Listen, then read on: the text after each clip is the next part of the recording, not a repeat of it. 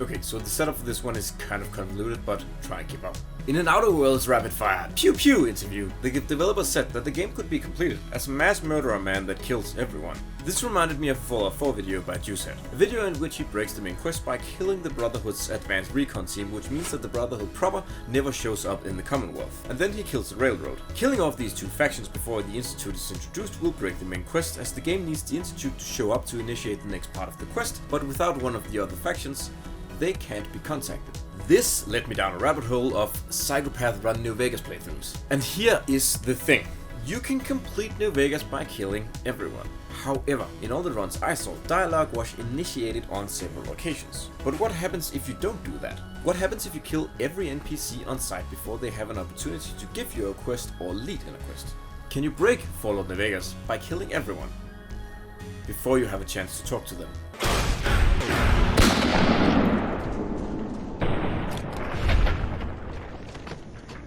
As usual, I'm gonna slap my way through the intro sequence because I've seen it at least twice. For this playthrough, I'm gonna shake things up by making a lady character, because you know what? Women are strong and they can also be murderers. However, to keep my primal urges in check and to make sure that I stay focused on the task of killing and not looking at my character's booty, I'm gonna give her a distractingly hideous beak nose and make her really ugly. And I just created Kristen Schaal instead. Oh my god, my face! It's mating with my mouth! Which I'm kind of into. Okay, moving on. For the special stats, I drained charisma and put the points from that and the starting points into strength and luck. I was gonna do some further tinkering, but then I hit accept with my stupid spaghetti hands and I was too lazy to repeat the intro sequence, so we're stuck with these stats for the playthrough. I then went to go answer some of the good dog's questions, and I am very naked. Holy crap. Those are definitely naked boobies, and they are huge. Like, we're talking milk jug sized boobies. Uncensored version on Patreon if you wanna spank the naked mole rat. So I know that the run has technically already failed, because one of the stipulations of it was that I didn't talk to anyone, and the game starts off with Doc Mitchell talking to the player, so run over. However, dialogue isn't initiated at that point, so it doesn't count according to the rules I set for myself 2 minutes ago. Okay, and I did talk to him on the couch. However, you can actually not do that and do an out of bounds glitch as shown here. And quick save and quick load, and that'll clip us through the wall and it'll spawn us back at the front of his house. You'll see us quick save and quick load the clip a lot throughout the run. As soon as we exit his house, we're going to drop unnecessary and skip the dialogue that way, but then you don't get to distribute your skill points and have to do it when leaving Goodsprings and getting the character rebuild prompt and all that. And all that is a lot, so I decided that this run doesn't actually start until all the mandatory stuff has been completed. That being the character creation and the tutorial, but since that is done now, the run is on for realsies this time. Also, in my Booby Blast confusion, I forgot to mention that I tagged small guns, explosive, and melee as my primary skills. Kristen Schaal 3000, which is the name of our character, then used those skills to murder everyone she came across in Goodsprings, and then looted all their stuff. And then I realized something. Any stuff that I loot and can't use myself is completely useless, because I'm not allowed to talk to anyone, so I can't sell anything. I then threw away most of the stuff I acquired, and then, well, the main quest is telling me to go talk to the townspeople who are in Goodsprings, and I can't do that. And most of them are dead. So, Kristen Schaal 3000 and I then started making our way towards Prim.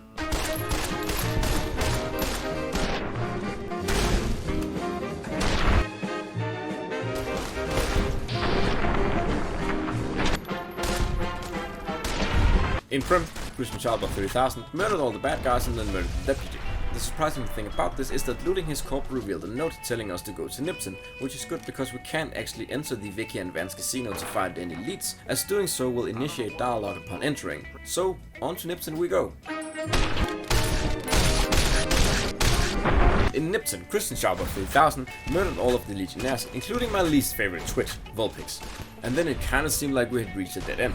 Everyone was dead and there were no notes to find, and the quest still told us to go to Nipson. I'm not sure how, but I got the idea that the ambush up ahead could do something, so I started making my way towards that. And as I did, I moved into the exact spot that the quest marker told me to go to, which then triggered a fiend attack. Upon surviving the attack and killing the fiend, my quest log got updated, and it told me to go to Novak, which I then set out to do. On the way there, Kristen Schaal 3000 terminated the ambush that I mentioned before, and is that booby armor?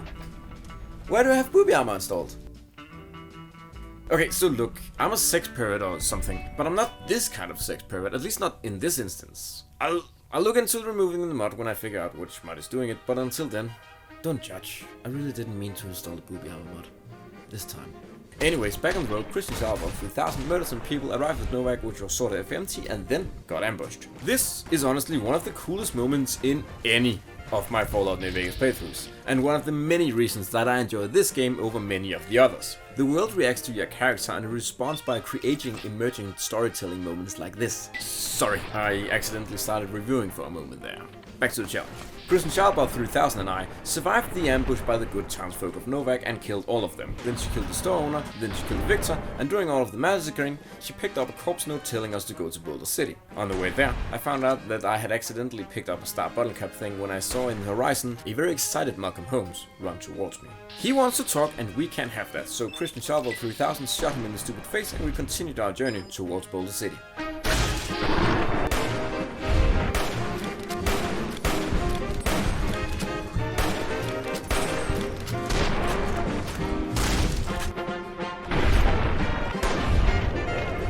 In the ruins of Boulder, we first killed all of the NCR, then picked up their weapons because they were really good, and then we used those weapons to murder all of the cars.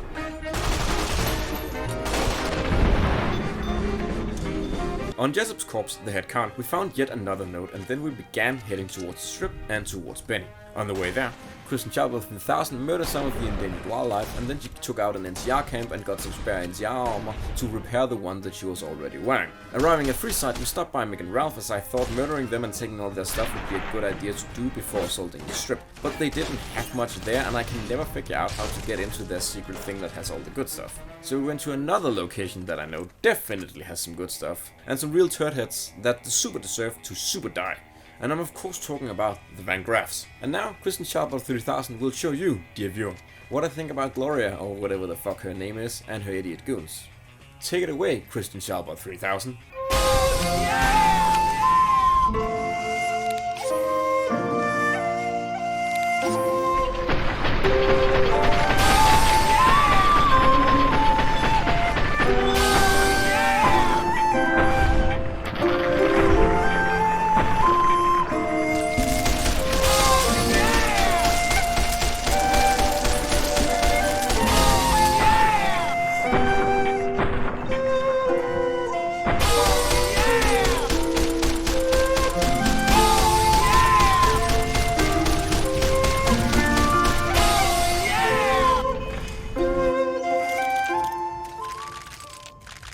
Okay, while I do enjoy seeing the Van Graffs die a horrible death and scream and beg for their lives while they do so, I actually needed them dead this time around. Kinda. I need to take down the guards guarding the gate to the strip, because the only other way I can get in besides murdering them is to talk to them, and we can't have that.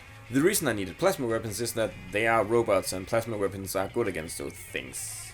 I think. Or, well, so I thought. As Christian Sharper 3000 started opening fire, I realized that plasma weapons are energy weapons, and her level in that skill is like 17. So literally any other weapon, I mean any weapon, would have done more damage than the plasma rifle she was holding. After switching back to conventional weaponry, she took them down fine enough, and then we proceeded to gun down the northern part of the strip as well. In the middle part, we encountered a bit more resistance since there were a lot more robots, but using a bit of tactical positioning, Christian Sharper 3000 cleared out that zone as well. And now we could enter the tops and shoot stupid Benny in his stupid face and kill Yes Man, which is certain to break the game. Or so I thought. Because I'm an idiot, and I had forgotten that entering any of the casinos on the strip will force the player into dialogue. Like an idiot, I thought that the Tops Casino sub-basement could be entered from the outside, but it can't. Trust me, I checked. First, I checked myself, and then I looked online to see what people who actually know things have to say, and they say that there isn't any other way in either, So we're fucked and the run is a fail. Partly. Sure, I failed the no talking challenge, but the point was to break the game by killing the quest givers before they could give quests. So I'm changing the rule to not initiating dialogue, and when dialogue is being forced upon me, I can only pick the exiting dialogue option, and now the run is back on because I have changed the rules. Hey, baby doll, welcome to the Tops Hotel and... For fuck's sake! Okay, I'm changing the rules so that the rule is now just to get out of dialogue the quickest way possible, because I forgot again that the exit dialogue option when entering the casinos will just make the player leave, and because they won't give up their guns. Okay, let's go kill Benny and let's go kill Yes Man and get this over with.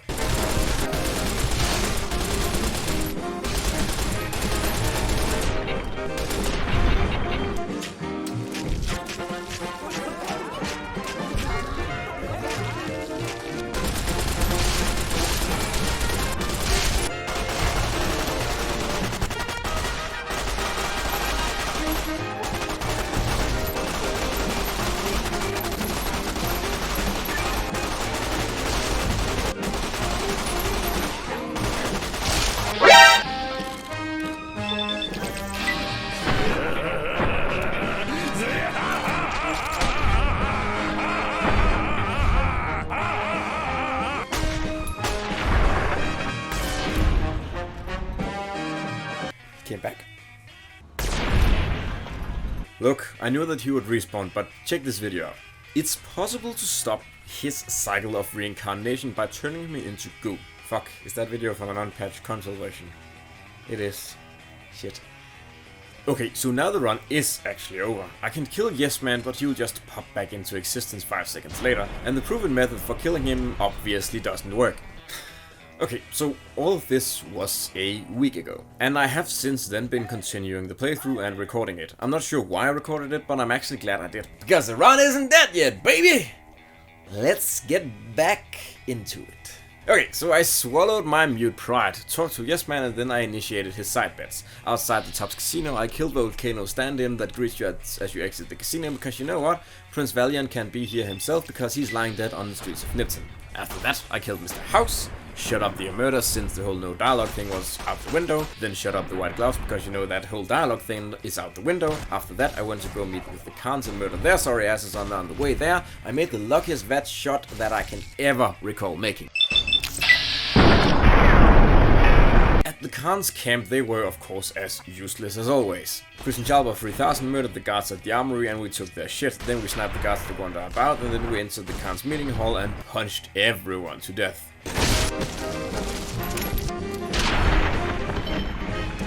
Finally, we went to go to the Brotherhood and we fucked them up with some plasma grenades and some mines, and then we got out of there.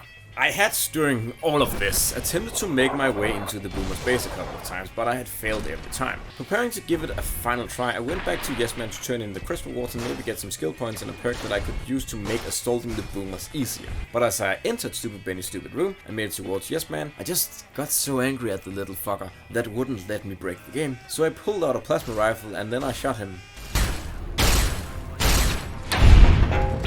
And then he fucking exploded! I was in shock. I didn't believe it at first, so I went in and out of his room a bunch of times to see if he would respawn like he did all the other times. And then I exited the 13th floor and entered it again, and then I exited the 13th floor, waited 3 days to do a random reset, and then I entered it again. And I proved that you can indeed break Fallout New Vegas by killing everyone and not talking to anyone. Or I mean, not talking to a lot of people.